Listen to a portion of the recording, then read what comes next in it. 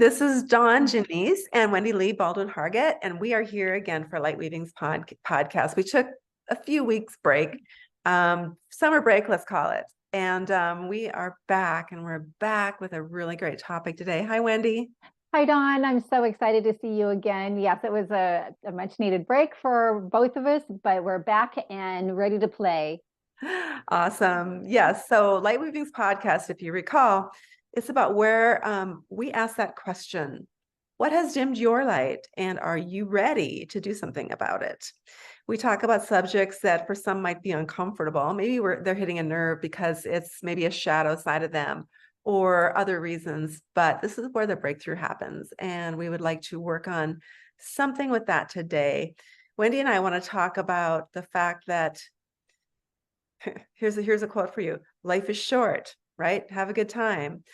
Because life really is, and we never know when we're going to leave this earth, when we're going to leave these bodies. There's been a lot of that happening around us, both of us, and we felt the need to talk about that. And maybe somebody out there, maybe you needed to hear this today. So your son-in-law had a near miss recently, didn't he? He did last Tuesday, just after 4 o'clock in the morning, driving to work. Of course, it's dark. He swerved to miss a deer, ended up rolling his car 3 times, and needless to say, totaled the car. And it was a real mess. You know, he called me. It was about 4:15 asking for help. And I drove there to go get him, of course. And he's a walking miracle. When I saw the car and I saw the crash site, it's something that, you know, makes you sick to your stomach. And, you know, especially when all the what ifs, what couldas, you know, start going through. Fortunately, he did not hit his head. That in itself is an absolute miracle. But he did get some soft tissue damage. The tow truck driver couldn't believe he walked away. He did end up going to the ER just to be checked out. They couldn't believe that he walked away. And it's been really sobering. It's like so many things have just happened, you know, with different people that I know and love. And that's why, you know, we thought this might be such a good topic. And I know this is a topic that has hit you very deeply. Yeah. So yeah, we're in deep gratitude that he is okay. Yes. I know. That's and that is the key, is like gratitude. Like grateful for another moment, another moment to be present on this earth with those that we love. Yeah. And even in times like that is when we have a glimpse of reality and we realize that all the little petty things, or even the big annoying things in our world, and some of them are more than annoying, they're dangerous, like what's happening across the ocean, for example. It all kind of narrows down back into our true reality of what we're living in the moment. And we realize that that's what matters. It's not the what ifs or the what I should have or what could be, but it's the like, what is real now? Right. You know, what is present? What is reality? And our reality is only this moment that we're living right now. Right.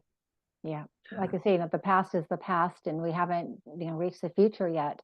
And we get so caught up in, like you say, you know, the pettiness of life. We get so caught up, we hang on to the pains of our past and we let it define us today and to rob us of our joy.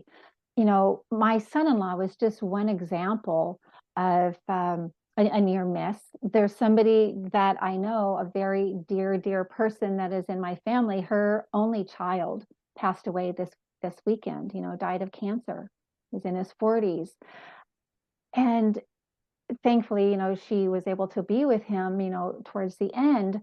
But it's like these things we shouldn't have to have, or it's unfortunate. I'll say that it's unfortunate that sometimes it takes a big trauma or a near miss for us to say, oh my goodness, what is really important right now?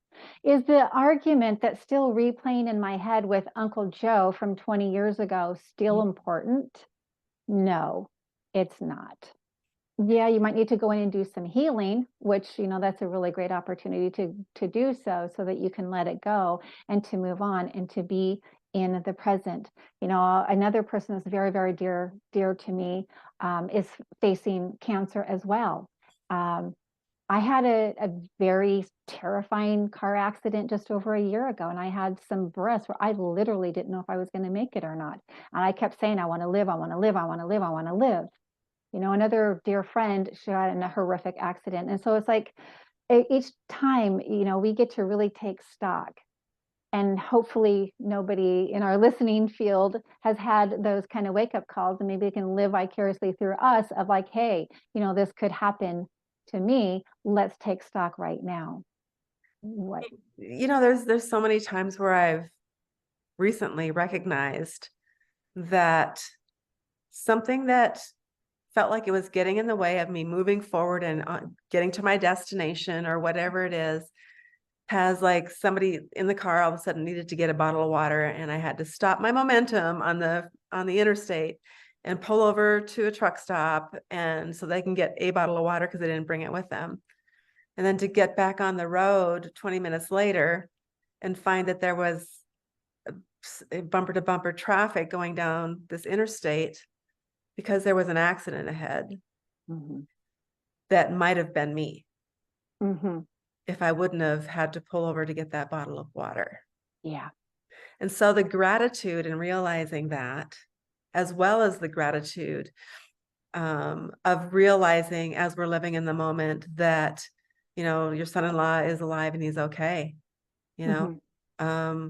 or that, your friend has the opportunity to fight this stage 1 cancer and survive it, that it's not too late, Mm-hmm. right? To find things early enough, Yeah. you know, and I recently found out that there's something pressing on my spinal cord, Mm-hmm. and I have to go get an MRI. And now my recent experience, my only experience with somebody I was close to getting an MRI, and ended up being my son, Josh, who passed away from glioblastoma, a brain tumor on his brain stem. And so instant fear sort of hit when I thought about going in that tube and what are they going to find, right? Mm-hmm. But it's not going to do me any good to be afraid. Not one bit of good. But to be grateful that I was wise enough to go in and go, okay, my arms are going numb and they have been for a while. There's something wrong. And found out that there is a compression on my spinal cord and the back of my neck Mm-hmm. of some kind, and they don't know what it is or how it's going to get fixed, but you just move forward a step at a time and you live in the moment. Yeah. Well, exactly. Yeah. And I discovered a mole this weekend that put me in that fear state, to be honest. And it was fearful enough. I called the dermatologist, and I'll be getting in the end of August. And that fear, I think that's a really good topic to kind of expand more on, because when something does happen like that, it's natural and normal to go into a fear state because it's our body's self-defense mechanism. And what trips us up is when we stay in that fear state. And I know that's not to make light of any situation. There's people have shared with me some very scary experiences, and it's normal. People need to understand it's normal to be fearful as long as you don't stay there. And Mm, what I have found that really helps is to acknowledge the fear. Like for example, on when I discovered this mole, um, and I acknowledged the fear, and I just kept saying, "It's okay that I feel this way right now. It's okay. This too shall pass." And then, you get to ask yourself, well, what do you need right now to feel empowered, to help to shift you out of that fear state? And I learned a really priceless um, wording from one of my coaches, Arena. I'm waiting for confirmation that all is well. mm, So when you can give yourself permission to shift from that state of being in the fear state to I'm waiting for confirmation that all is well, I love just that. notice how that shifts your body. Because when your body is in a fear state, it's, it sends off all kinds of bells and whistles and defense mechanisms in the finer workings of your immune system and everything else. But when you shift into, I'm waiting for confirmation that everything is okay, then you can be in more of a state of peace, excuse me. Yeah, absolutely. I love that. Just waiting for the confirmation that all is well. And then all of a sudden we are paying attention. We are paying attention for that signal, for that message, which Yeah. is really key to be paying attention. It puts us in a high alert, but both spiritually and physically. Yeah, it really does. And sometimes things like this happen to us they don't happen to us, they happen for us. And because when they say it happens to us, that puts us in the victim mentality.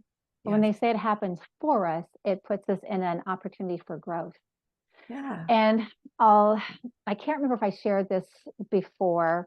If I have, I'm sorry for anybody that's hearing this again, but I'll go refer back to the accident I was in a year ago, February. And I was so angry for a year. I was angry at God, source, universe.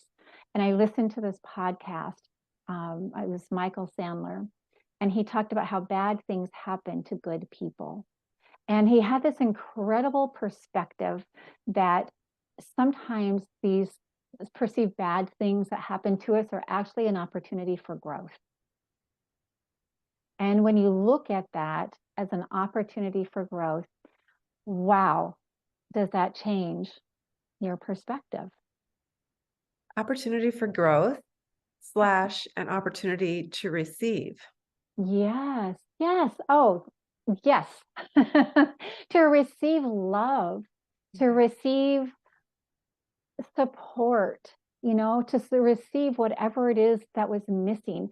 There's so much science behind uh, showing the connection between the body mind connection. Whenever we have dis-ease in our body, oftentimes it's because we're shutting down something. We're shutting down who we really are. We're shutting down taking care of ourselves and putting other people first. And we're shutting down all kinds of love, from ourselves and from any other source. Yeah. So Yes. And so uh, being a channel to let it, like you were saying, just to let fear run its course and then back out through your body instead of it getting stuck in you and staying to block anything that we would be willing to receive. Right? That is why we don't stop the flow and we let things run its course through us, like you're saying, that fear is okay. It is okay. And I wasn't fearful when the doctor was doing the testing on me and everything. I'm like, I think I'm just, I can do anything. And I think I'm, the bionic woman, I guess. But so I was just like, I thought she was just gonna give me a cortisone shot in my neck and just get it fixed because that's what somebody else told me what would happen. Instead, that wasn't the case. And I was fine until I saw the look on her face of concern. And then all of a sudden I was like, oh, am I supposed to be afraid? So then I was triggered to be afraid because of the look on her face of concern. But yet I know better. I know my body. I know that it's probably just, one of my vertebrae is, just needs to be adjusted in some way, whether that's surgery or not. I'd rather not have surgery, but whatever it's going to be. Because I've been told that before by chiropractors is that, some of those upper parts of my spine are moving forward a little bit. And I think a lot of it is being on computer all the time and just sort of posture. But we'll see. I mean, we'll get the MRI and we'll find out. So just one step at a time, right? And then, so I'm just now letting that flow through me and letting that go and realizing, understanding what happened and why I felt fear is helpful. It's helpful to kind of dig down into yourself and go, what is this feeling and where did it come from? Yeah. And, journaling helps with that. Meditation helps with that. Talking to a coach helps with that. It helps us release something that might get stuck otherwise, like fear. Yeah. Yeah. You brought up a really important point. of taking on the fear of your practitioner. Mm. You know, doctors are amazing. We would be lost without doctors and medical professional. They are known for their statistics, though, the very left brain of this, like putting you in a little box. Yeah. And it's really important to stay out of your practitioner's fear or their belief systems. Mhm. That is Yeah. so important, to stay out of their belief systems. And we could say that really the medical industry has limiting beliefs. I mean, it's just Yeah. they only know so much. Obviously, we all know that, you know, people die all the time in their care. Yeah. So there's just limiting. And then you're right. Lots of times I feel like, uh, this is risky to say this, but cancer can grow because of the fear that we're taking on of somebody Yeah. else's belief system. Yeah. You're exactly right. Yeah. So the reality of it is, though, too, is that none of us get to stay in this body on this earth. We are all going to leave at one time or another, when our soul is ready for that to happen. That's what I believe. Yeah. And even though our ego or our earthly self fights it and is fearful of it, our soul is ready when we leave. I believe Mhm. that Yeah. for whatever reason. And so it's just, while we're here, is what we're talking about today. While we are here, what are we to do with this precious gift of the time that we have here, among our tribe of humans, whoever we choose to be in that tribe, and with this body and this mind that we are so gifted with? What do we do with it? Well, I say, and I know you do too, Wendy, is that we be that person that if there's a phrase that you would love to have written on your tombstone, if you have one, what would that be? Like, who were you being? Mhm. And the word that I think of, because I was asked that question before, is that Dawn Janice was kind, Mhm. period. That's good enough for me. And sometimes it's not easy to be kind. So Yeah. there's a reminder, Mhm. honestly, sometimes people piss me off. I'm just going to be real here. Yeah. And it's happened recently. But kindness to me is one of the ultimate ways of being. And it doesn't matter how successful I am financially in this life, or um, how much respect I've gained in business, or whatever that looks like, or what my house looked like, or what clothes I wore. In the end, it's who was I being? Mhm. Yeah. Like my son Josh, for example, he's only 33 and he hadn't established any wealth for sure. But what people remember about him is that that he was calm and kind and gentle and non-judgmental. Mm. Wow. And I'm just grateful for that, for him. And he's a great example for me. What a beautiful legacy. Yeah, he has a beautiful legacy. Yeah, and I'm proud of him. Yeah. Yeah. So that's, I think that's the goal, right? We think we have to have all these ego goals, like making a certain number of in money every year. And I mean, I'm to blame as well. I've got lofty like ego goals. No, same, same. And that's okay. That's part of being a human. Like you say, it's the inside stuff. Who do you want to be? Mm, Because you can achieve all those lofty financial goals, and it's who are you inside? You want to be that kind person? I know that, you achieve these lofty financial goals, you are going to be that kind of person. They say that money just amplifies who you are already. mm. So yeah, you go, girl. That's beautiful. It's a beautiful thing to say. That's a beautiful way to think, and to remember that money just amplifies who you are. So, who are you? That's right? such a great question. Yes. And we all get to ask that question. I mean, I asked that question in my book, but who am I? Because a lot of us go through when we have any kind of a spiritual awakening, we start to question, who are we? Or who am I? What is important to me? How do I want my life to look? How do I want to be? Mm, And these experiences with those that are in our circle of influence get to remind us of answering those questions. Who do I want to be? How do I want to be today? mhm. What do I want to project out into this earth? And even taking that a step further, Wendy, because what is the feeling that I want today? At the end Yes. of the day, how do I want to feel about my day? And then just start working that backwards. It's Yeah. like, I want to feel calm and confident at the end of the day. Well, to be that person at the end of my day, if I'm starting in the morning, who do I have to be to feel like that? Hmm. Yeah. Calm and confident. Well, I'm going to make sure bills are paid so I don't have to toss and turn over that. I'm going to make sure that I do things on my task list so I feel calm about that and confident knowing that I did that. Check, right? Yeah. Yeah. Yeah. So who are we being? And every time we wake up, we get another chance to be. Yeah. We get to do over every day. Aren't Yeah. we lucky? Aren't we fortunate? Blessed. Last, exactly. Beautiful word.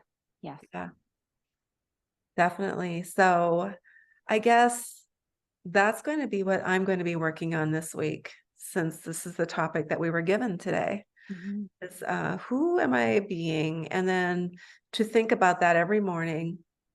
How do I want to feel at the end of the day so that I'm being that kind person that's written on my future tombstone or wherever, my urn, whatever it's going to be. Um, how do I project that out so that the world feels that from me? Yeah. Yeah. Because what you're giving the world, you're giving to yourself first. Mm. Oh, there's a topic for us, the kindness towards ourself. Yeah. So we start with ourself, don't we? Yeah. We do. Yes. These are really deep subjects. And sometimes, people need help to get to the point that they can be who that they want to be. And that's something that both you and I help people with. We call it unloading the crap sack, letting go of their shit. We both let go of so much crap, and sometimes it doesn't seem like that well just never gets emptied. Yeah, since we're using those two words, crap and shit. Our good friend Tracy, calls that the ego voice in our head that just won't leave us alone. That Michael Singer talks about in his book but she calls him the shit talker. Yeah. And it's like, okay, shh. Yeah. Well, you be quiet and go sit over there in the corner and just watch. It's gonna be fine. Um, Mm. Yes, that is what we do. We both do. And for all of you out there listening, if you're looking for accountability and support in the right system to get that peace of mind and become what you intend to be, that's what we're here for. In fact, the tagline for my business is because you have more to be. Mm. It used to be because you have more to do, Wendy. And I realized that the doing isn't the end result, it's the being. Right. Yeah. Right. Yeah. Yes. It's the clearing out that is the doing, and then you get to the being. The clearing out. Yes. Yeah. Yes. And in fact, we start with clearing the clutter. It's what we start with. Yeah. Yeah. Yep. Make some room Exactly. for some new stuff. Yep. That's right. Physically and emotionally, spiritually. Yes.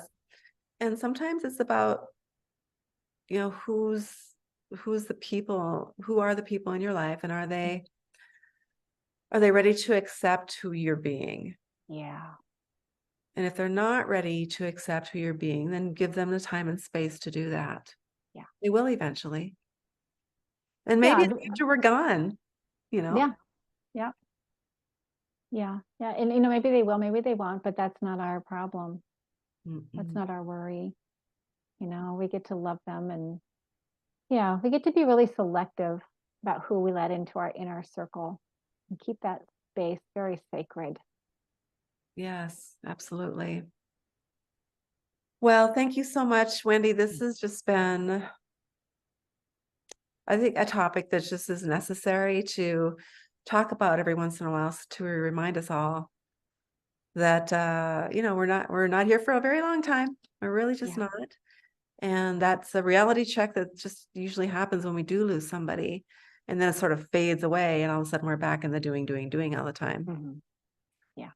So it's important. It's important to talk about this and to realize it and to be grateful for every Yeah. moment of every day. Yeah. For every breath, because that's all we have is our next breath, or the one we're taking right now. You know, we Yeah. don't know if we're going to have our next breath. So thank you for being willing to talk about this. Talking about death and near misses and everything. It's not an easy conversation because it's easier to pretend like that stuff doesn't happen, but it does. And so thank you. Thank you for being here. Thank you for having me, a part of this conversation. It's always such an honor to be here. Yeah, well, it's an honor to have you and to be with you too. And we did this together. So, Yeah. and thank all of you out there for listening and for watching on YouTube. Remember that this is Lightweavings podcast. Please share it with somebody that you think may need to listen to this episode or any others. And do make comments. And if you disagree with somebody, don't be afraid to tell us. We'll have a conversation about it if you're willing. And just remember that that's the question that we ask here is, what has dimmed your light? And are you ready to do something about it? We will talk to you very soon again. Bye, Wendy. Bye. Thank you, Dawn. Bye bye, everyone. Take care.